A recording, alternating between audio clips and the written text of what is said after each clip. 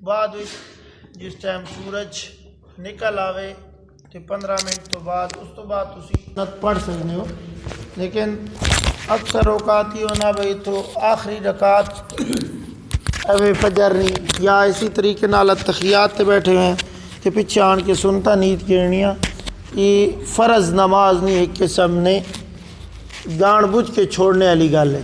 اس واسطے ہی بہت بڑا ثواب چھوڑ کے تسی جڑا وہ آپ پہلی تو گل ہی سستی کرنی نہیں چاہیے، نماز با جماعت آن کے پڑھنی چاہیے تھی۔ اگر یہ کوئی مسئلہ بنے تو پھر پہلے سنت چھوڑ دو، فرض آن کے ادا کرو، لیکن فجر نہیں سنت انہیں بھی ختم کر دے ہونی جے سورج نکل ویسی تو 15 منٹ تو بعد تسی آن کے دوبارہ جڑا فجر نہیں سنتا بھی ادا کرو۔ بسم اللہ الرحمن الرحیم، ان الصلاة تنہا عن الفحشاء والمنکر، صدق اللہ العظیم۔ غسل اور وضو کے متعلق گفتگو ہوئی تھی۔ غسل اور وضو یہ دونوں پاکیزگی میں ہیں۔ اب پاکیزگی ہم نے حاصل کی ہے اللہ تعالیٰ کی عبادت کرنے کی خاطر۔ یاد رکھیں ندا پکارنا، دعا کرنا، کسی قسم کی التجا کرنا اللہ کے سامنے، یہ ساری عبادات میں۔ پھر عبادت صرف نماز کو ہی نہیں کہا گیا، بلکہ عبادت اگر مالی ہو تو تب بھی وہ اللہ کی عبادت ہے، یعنی مال خرچ کرنا، جان قربان کرنا اللہ کے راستے میں، یہ بھی اللہ کی عبادت ہے۔ اور پکارنا، دعا کرنا، التجائیں کرنا، مانگنا، یہ بھی اللہ کی عبادت ہے۔ اگر اس میں بھی کسی غیر کو شامل کریں گے، اس میں بھی واسطے وسیلے یا اس میں بھی اگر کوئی کسی ذات کو ملائیں گے تو یہ سمجھیں کہ اللہ کی ذات کے ساتھ کسی کو شریک بنا رہے ہیں۔ اس لیے یہ عبادات جتنی بھی ہیں وہ خالصتاً اللہ تعالیٰ ہی کی ہیں، اللہ کے علاوہ کسی اور کی عبادت نہیں ہے۔ نماز بھی انہی عبادات میں سب سے اولین ہے، اور نماز صرف امت محمدیہ کے لیے نہیں بلکہ نماز جتنی بھی امم آئیں، اللہ تعالیٰ نے قرآن مقدس کے اندر مختلف مقاموں میں مختلف انبیاء کی طرف آیات منسوب کر کے ان کے امم اور ان کی قوموں کے اوپر جو نماز تھی ان کا بھی تذکرہ کیا۔ جیسے حضرت اسماعیل علیہ السلام اور حضرت ابراہیم خلیل اللہ علیہ السلام نے جب مکۃ المکرمہ کی یہ وادی اس کو جب آباد کیا اور اللہ کا گھر تعمیر کیا تو اللہ فرماتے ہیں ربنا لیقیموا الصلاۃ، وہاں دعا مانگی، ربنا اے ہمارے رب، لیقیموا الصلاۃ، یہ جو یہاں بستی آباد ہوئی ہے، جنگل تھا، بیابان علاقہ تھا، کوئی کچھ بھی نہیں تھا، نہ پانی نہ کچھ چیز کھانے کی، اللہ نے اس بستی کو آباد کیا اور ایسا آباد کیا کہ قیامت تک یہ بستی جو ہے اسی آب و تاب کے ساتھ آباد رہے گی۔ اور اس بستی کے اندر حضرت اسماعیل ذبیح اللہ علیہ السلام اور حضرت ابراہیم خلیل اللہ علیہ السلام اپنی نسل کے لیے دعا مانگتے ہیں، رب اجعلنی مقیم الصلاۃ ومن ذریتی، رب اجعلنی، اے میرے رب، اجعلنی، بنا مجھ کو، مقیم الصلاۃ، نماز قائم کرنے والا، ومن ذریتی، اور میری ساری ذریت کو بھی، یعنی جتنے بھی میں ابراہیم خلیل اللہ علیہ السلام کے مشن کو ماننے والے ہوں گے، توحید کو ماننے والے ہوں گے، ایمان والے ہوں گے، اللہ ان تمام کو نماز پڑھنے کا عادی بنا، نماز پڑھنے والا بنا۔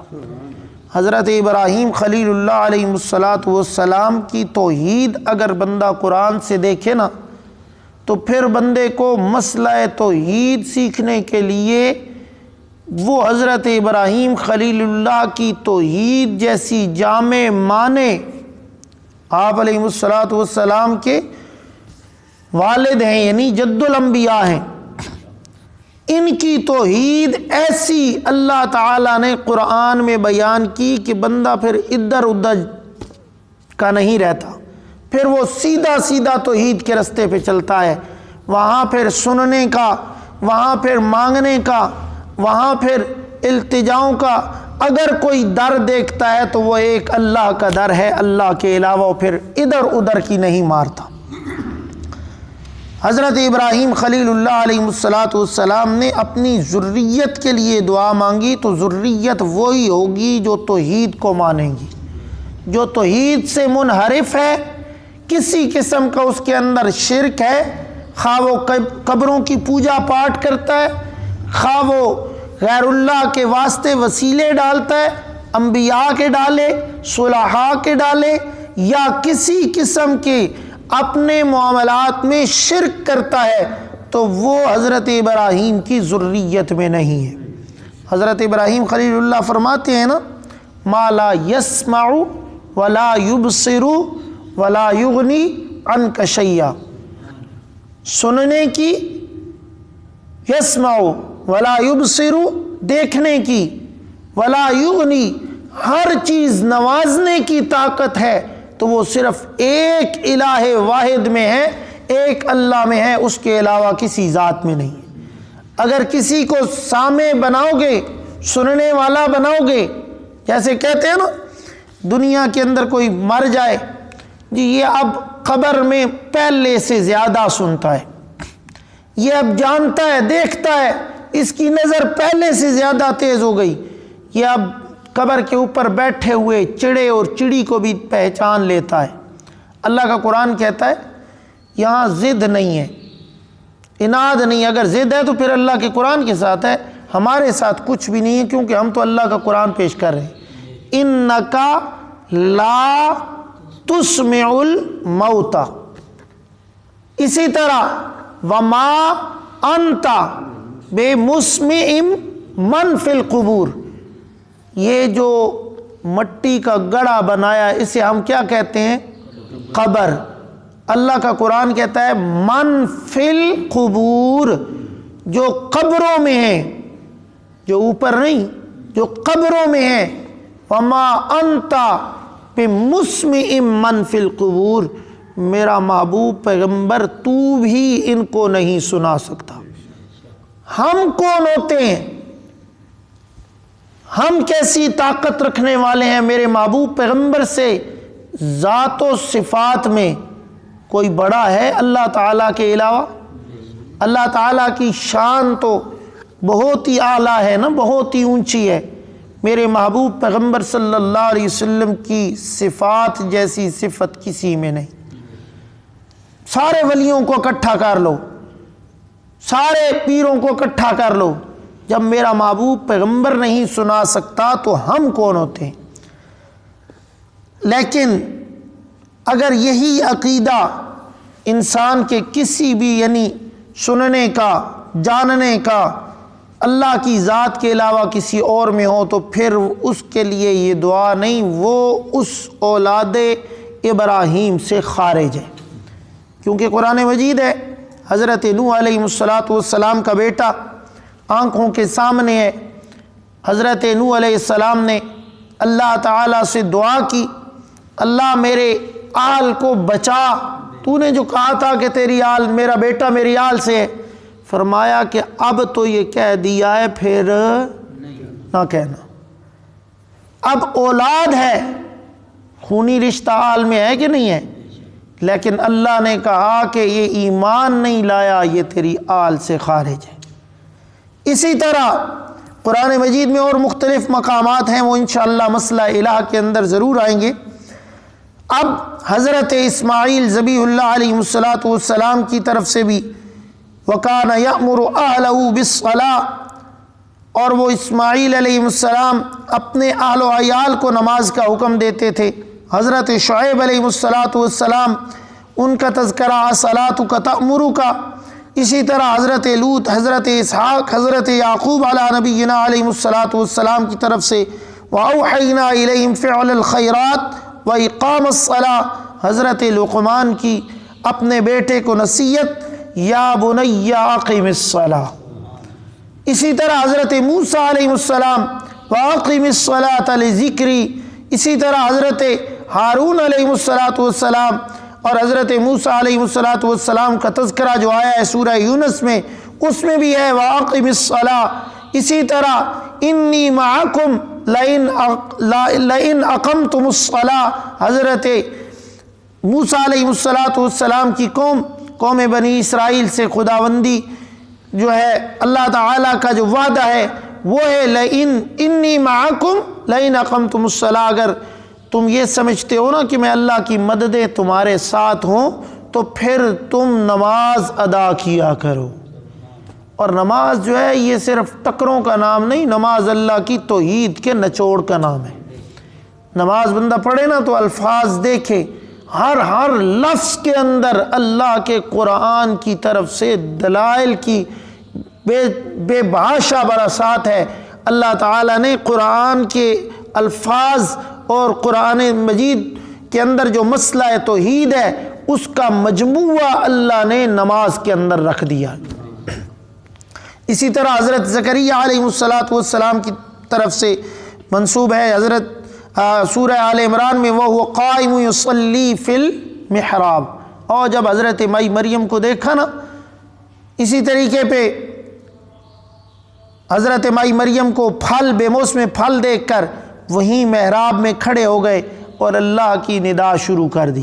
اس صورت کے اندر سورہ آل عمران کے اندر اور اس واقعہ کے اندر حضرت زکریا علیہ السلام کی نماز کی بات جو ہے اللہ تعالیٰ نے ذکر فرمائی۔ حضرت عیسیٰ علیہ السلام وَأَوْصَانِي بِالصَّلَاةِ، یہ نماز اتنا اہم فریضہ ہے، اتنا اہم کہ قیامت کے دن کچھ لوگ حالانکہ ایماندار ہوں گے، مومن ہوں گے، مسلمان ہوں گے، لیکن نماز کے اندر سستی کاہلی کرتے رہے، نماز نہیں پڑھی، تو وہاں جہنم کے اندر انہیں ڈالا جائے گا۔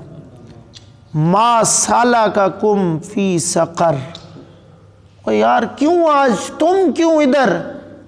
تم تو دنیا میں بڑی توحید کے تذکرے کرتے تھے، دنیا میں تو بڑی توحید تمہاری زبانوں سے ادا ہوتی تھی، یہاں کہاں پہنچ گئے ہو؟ کہیں گے قالو، وہ کہیں گے لم نک من المصلین، یار توحیدی تھے، نماز کوئی نہیں پڑھی۔